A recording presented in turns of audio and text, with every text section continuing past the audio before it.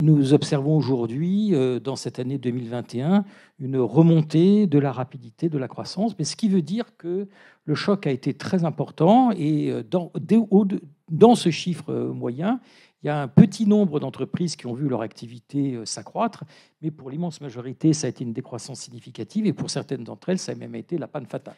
La crise a été vécue d'une façon qui est très intéressante sur le plan des enchaînements économiques. Par exemple, en début de crise, au début de l'année 2020, on a vu s'arrêter les approvisionnements, en particulier les approvisionnements chinois. Nous avons une entreprise qui s'appelle Ultramail, qui est à Madagascar, qui fait du tissage, du filage. Et tout d'un coup, il n'a plus été possible de réparer et d'entretenir les machines-outils. Pour toute une série d'entreprises, c'est l'approvisionnement en fonds propres et en capitaux qui s'est asséché. Et puis, j'allais dire, un peu plus en avant, au fur et à mesure que l'année 2020 s'écoulait, nous avons commencé à rencontrer des problèmes sur la demande. Le continent africain s'est retrouvé dans une panne quand même très significative, beaucoup plus marquée dans les pays qui étaient fortement dépendants des matières premières, en particulier des fossiles.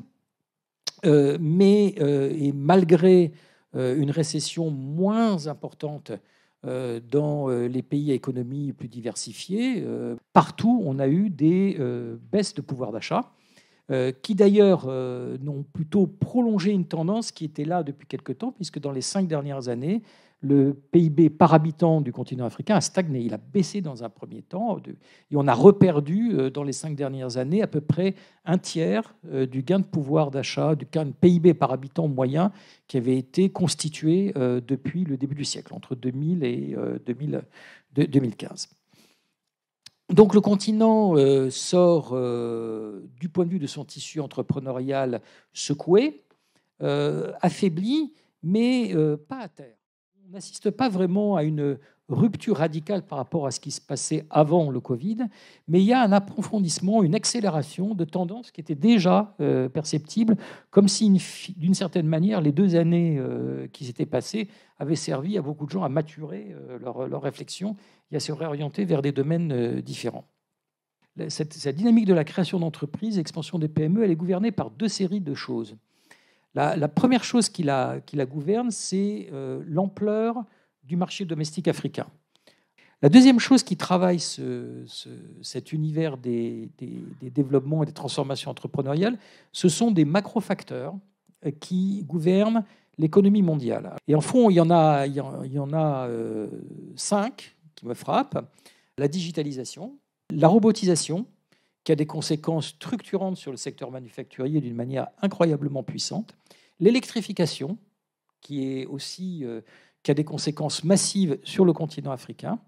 Ce que j'appellerais la démocompensation, et qui est les déséquilibres démographiques entre grandes masses continentales, et y compris à l'intérieur des continents, qui perdent de la population et qui gagnent de la population. Et puis le dernier point, c'est un affreux néologisme, excusez-moi, je n'ai pas trouvé d'autres mots, c'est l'environnementalisation.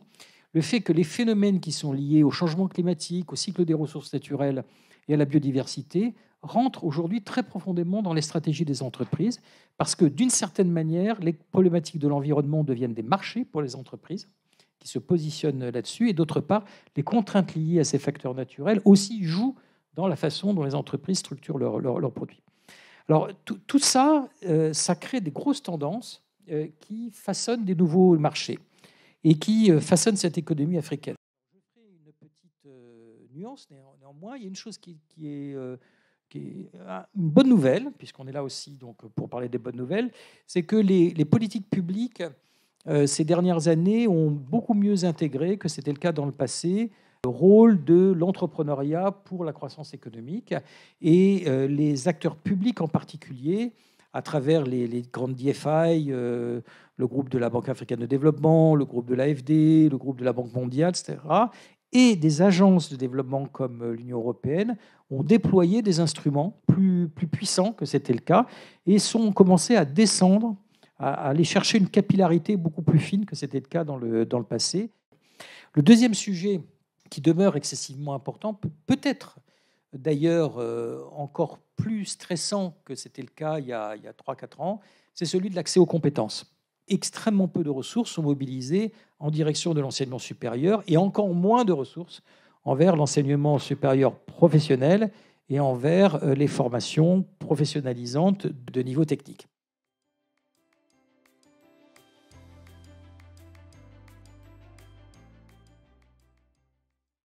L'année 2020 a été une année assez paradoxalement, et c'est la grande surprise, plutôt bonne pour tout le monde. Et il faut regarder ça par secteur.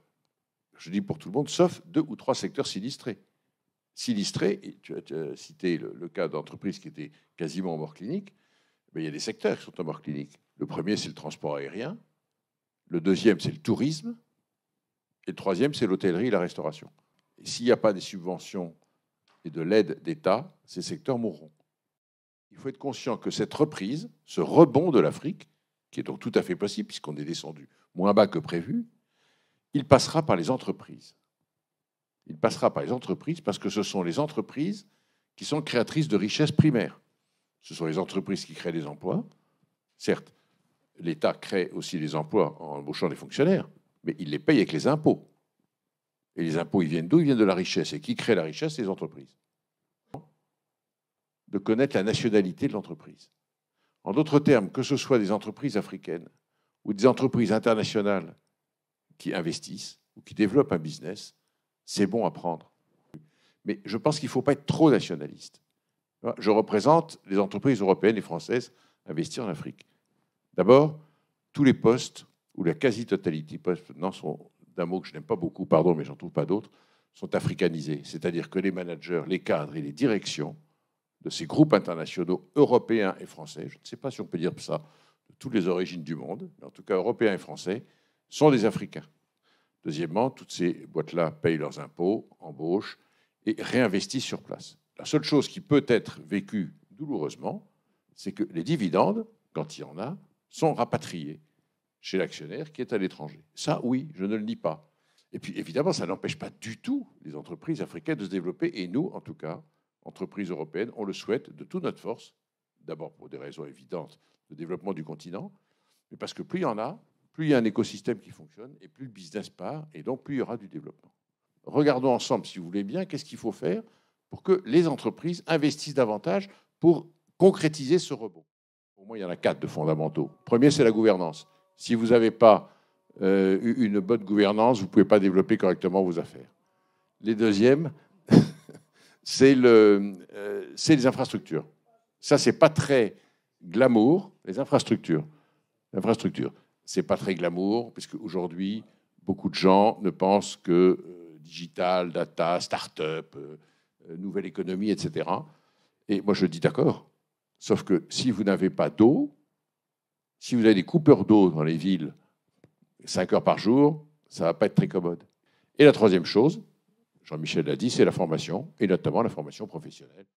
Et le dernier point, c'est la tentative, essayer de réduire le secteur informel, qui est une vraie organisation. Le secteur informel, je trouve, il porte très mal son nom. Rien n'est plus organisé que le secteur informel en Afrique. Sauf qu'il y a 2 trucs qui ne font pas bien, le secteur informel, qui ne le fait pas bien. C'est qu'il ne paye pas de charges sociales et il ne traite pas bien ses employés qui ne sont pas couverts en termes de santé, de couverture sociale. Et la deuxième chose, c'est qu'il ne paye pas d'impôts. Alors maintenant, je pense qu'il y a quand même 3 choses pour inciter les entreprises à investir rapidement en Afrique pour faire ce rebond et cette sortie de crise que nous souhaitons tous. La première chose, c'est d'améliorer les moyens de financement. Ça peut être fait assez rapidement. Je voudrais simplement mettre l'accent, entre autres choses, j'ai choisi de mettre l'accent sur 2 points là-dessus. Le premier point, c'est qu'il y a un trou, je trouve en tout cas, dans les catégories de besoins de financement nécessaires. C'est-à-dire que, en gros, les tickets moyens, vous n'arrivez pas à trouver de l'argent. Vous pouvez trouver de l'argent quand vous avez besoin de pas beaucoup d'argent. Et donc, si on veut faire du rebond par les entreprises et qu'elles ne peuvent pas se financer, résolvons déjà ce problème. Deuxième point sur le financement, ça c'est une idée qui m'est chère, qui n'est pas partagée par tout le monde, c'est que je pense que beaucoup de projets en Afrique nécessitent un fonds d'amorçage, c'est-à-dire un coup de pouce de démarrage. Si on veut que les affaires marchent, qu'un business se développe et qu'une entreprise investisse, il faut qu'elle puisse vivre normalement. Et pour vivre, il faut juste être compétitif. Et puis, le troisième axe, moi je pense, Il faut travailler, et tout ça peut être fait assez vite. Ce n'est pas des grandes révolutions de plans à 50 ans, etc.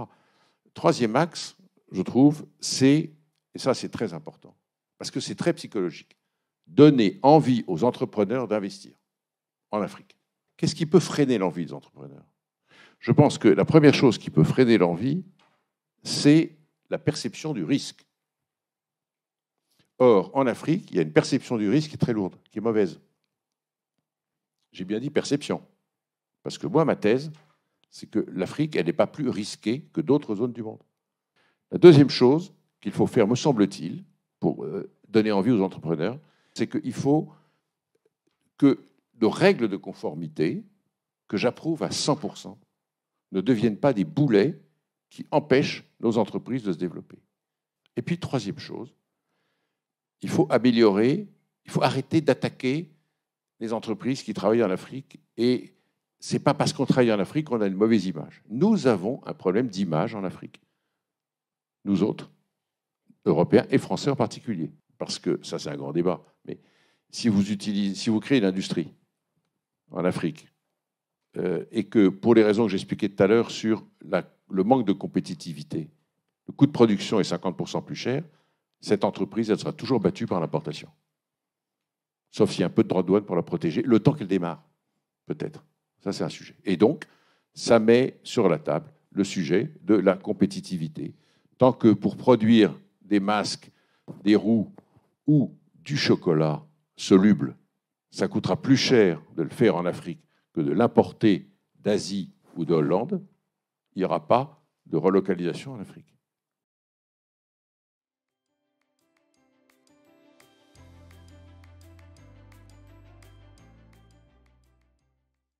L'Afrique, ça a été dit aussi, est un formidable marché potentiel à cause de ses ressources naturelles, à cause de ses terres cultivables qui ne sont pas suffisamment cultivées, à cause aussi de sa population immense et à cause du fait qu'il y a un besoin de consommation, de développement, d'équipement. C'est vraiment la dernière frontière du développement économique. Je veux dire, les pays industrialisés sont saturés de toutes sortes de choses, alors qu'en Afrique, il y a des besoins considérables. Donc normalement, c'est là que devrait être l'économie du siècle à venir. Or, ce n'est pas ce qu'on observe. Alors pourquoi l'Afrique, malgré tout son potentiel, attire si peu les investisseurs? Alors, sur ce sujet, il faut aussi, peut-être pour comparer les choses, regarder pourquoi 30% des investissements vont en Asie et pas en Afrique. Quelle est la différence de développement entre l'Afrique et l'Asie? Vous voyez bien que l'Asie du Sud, du Sud-Est, s'est formidablement développée, alors qu'il y a 30 ou 50 ans, elle était à un niveau de développement assez comparable à l'Afrique subsaharienne.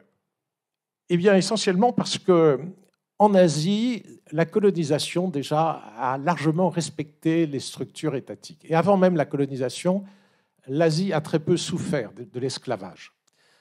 Alors ça, c'est important parce que ça signifie que les structures étatiques en Afrique ont été traumatisées, ont été quasiment détruites, et qu'elles ont redémarré presque ex nihilo en 1960.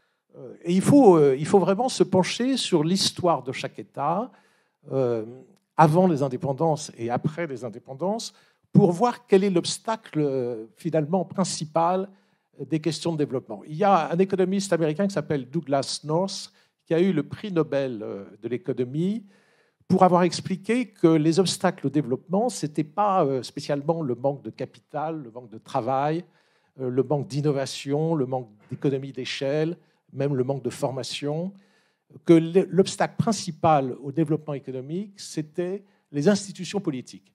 Il a expliqué que certains pays avaient des institutions politiques qui inspiraient la confiance. Alors la confiance vis-à-vis des investisseurs étrangers, mais aussi la confiance interne. Et Douglas North explique qu'il y a deux catégories d'États sur la planète. Ceux qui ont des institutions qui fonctionnent bien, et comme par hasard, ce sont les États qui se sont développés économiquement, et ceux qui ont des institutions qui sont défectueuses, qui sont à la fois exclusives, renfermées sur un petit groupe de personnes, et qui aussi ne contrôlent pas l'ensemble du territoire d'un pays.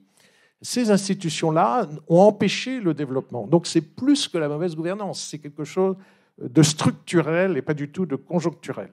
Il y a un autre élément très différent entre les pays asiatiques et les pays africains, c'est que dans les pays asiatiques, il y a un accent très important qui a été mis sur l'éducation.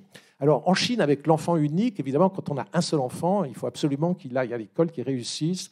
Et il y a une pression sur les résultats scolaires qui est considérable. Mais en Corée du Sud, il y a aussi une tradition très forte de valorisation des études, notamment les enseignants, les instituteurs, sont un peu au sommet de la pyramide hiérarchique d'un point de vue social. Ils sont très bien payés, ils sont très bien considérés. Et on observe en Afrique, alors ça a été dit par Jean-Michel Severino qu'il y a un délaissement du secteur de la formation professionnelle, mais c'est pire que ça, pas dans tous les pays africains, il faut nuancer d'un pays à l'autre, mais il y a une partie des pays africains où le secteur primaire même et le secteur secondaire, je pense en particulier à la région du Sahel, sont totalement délaissés. Mais à l'inverse, il y a d'autres pays africains, je pense à l'Éthiopie ou au Kenya et à certains pays d'Afrique de l'Est, qui ont été plus directifs dans l'éducation nationale et qui ont empêché les secteurs d'éducation supérieure dans des domaines non productifs. Je pense aux études de droit. Enfin, il faut des juristes, il faut des sociologues, il faut des anthropologues, mais il ne faut pas que la majorité des étudiants se dirigent dans ces secteurs au détriment des études scientifiques en particulier. Une autre différence importante avec l'Asie, c'est la question du dividende démographique ou de la transition démographique. Le dividende démographique, c'est le fait que la structure de la population est telle que la majorité de la population est en âge de travailler. Une autre différence, c'est la stratégie des États. Ça relève plus de la gouvernance, mais de la gouvernance économique. Les pays asiatiques, pour la plupart d'entre eux, ont eu des stratégies de développement économique, d'ailleurs très extraverties, mais d'insertion dans la globalisation et dans la mondialisation qui ont été très efficaces. Alors, il y a d'autres difficultés particulières en Afrique. On a parlé de cette question d'envie d'investir. Je pense que l'histoire de l'Afrique, avec la colonisation, dont l'idée était quand même l'exploitation et donc, dans une certaine mesure, le pillage des ressources, ça a laissé des traces psychologiques également. C'est-à-dire qu'il est difficile aujourd'hui, dans beaucoup de pays africains, de voir d'un bon œil, en fait, l'arrivée d'entrepreneurs venant des anciens colonisateurs et des pays développés, parce qu'ils ont gardé l'image du pillage. Les dirigeants, consciemment ou même inconsciemment, ont l'idée que les entreprises occidentales qui viennent, finalement, elles vont tirer plus de bénéfices pour elles-mêmes que pour le pays. Alors c'est une idée fausse, puisqu'on l'a dit dès le début, les entreprises sont à la source de la création de richesses.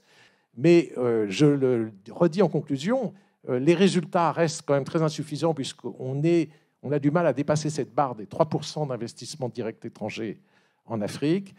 Mais c'est un travail très important qui reste à faire pour continuer d'attirer les investissements étrangers en Afrique.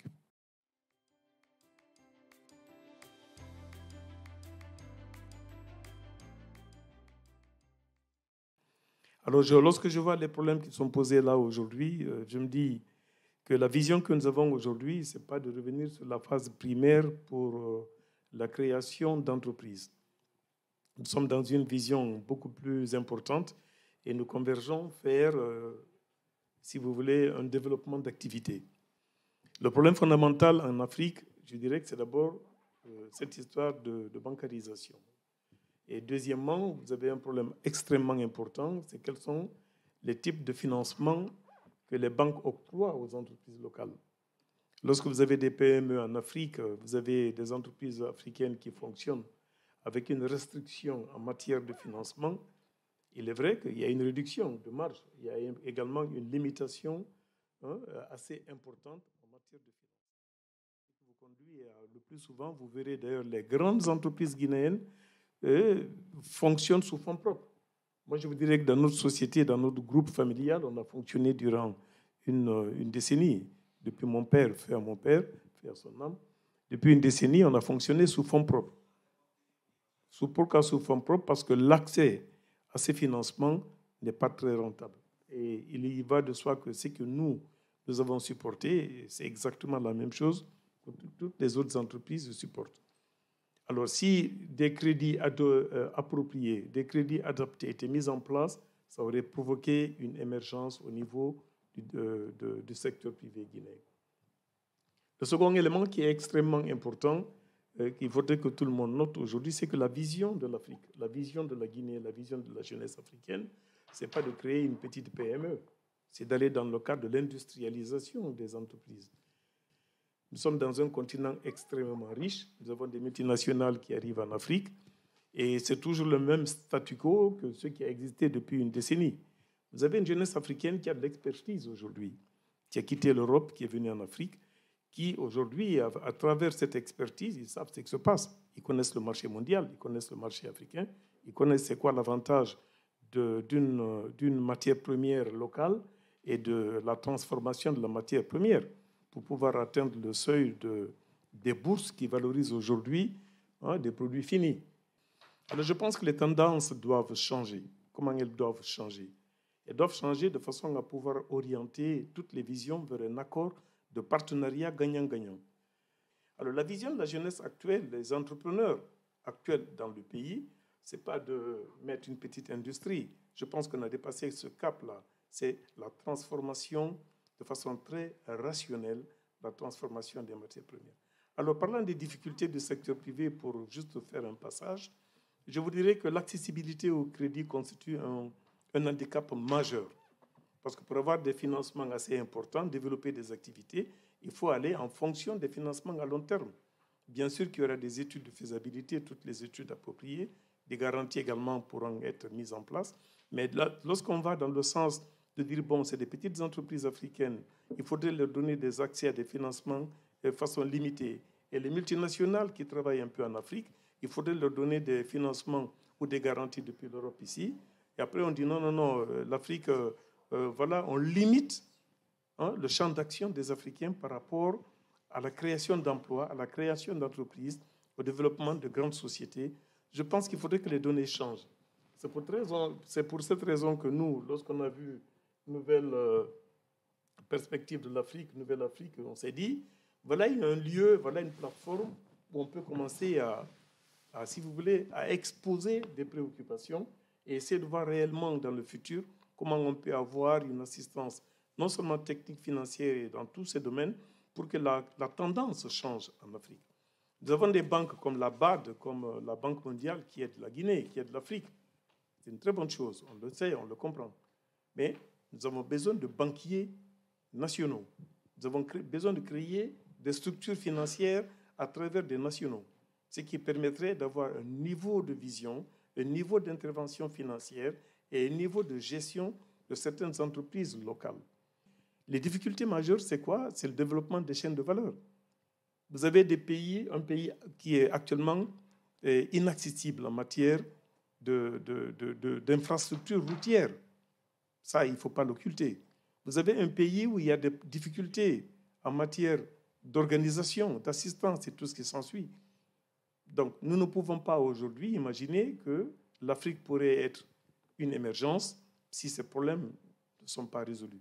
Alors moi, je pense que la tendance aujourd'hui, ce n'est pas de faire des autocritiques en soi, c'est de voir plutôt quelle est la vision qu'il faut pour qu'une Afrique meilleure, nouvelle, puisse grandir à travers les puissances de ce monde.